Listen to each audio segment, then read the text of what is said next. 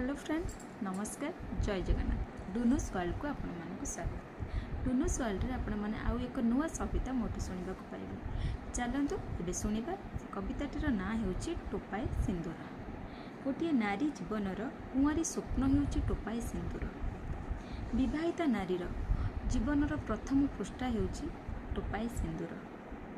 सधवा नारीर मर्यादा हेउची टोपाए सिंदूर। टोपाए सिंदूर जहाँकि गोटे नारी जीवनर सबु किछि को बदलाई दिए, पर को आपणार करबा सिखै दिए, निजर स्वप्न को भूली अन्य स्वप्न सजाइबारे लागि पड़े। निजर बापा माँ घर को छाड़ी अन्यर बापा माँ ता घर को ग्रहण करेनि खाली टोपाए सिंदूर पाई।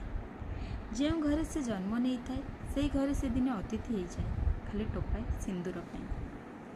जेबेठु ये टोपाए सिंदूर ता मथारे लागे सेबेठु से गोटे कथा ही भाबुताए, से जेपर्यंत बंची एक टोपाए सिंदूर ता मथारे सेमिति थाउ, से अहिसु लक्षणी होई मशाणी की जाऊ। गोटे नारी जीवनर अमूल्य संपद हेउची टोपाए सिंदूर। जदि मोर ये कविताटी आपण मानक भल लगी ताले प्लीज मो चैनल को लाइक शेयर एंड सब्सक्राइब करने। जय जगन्नाथ।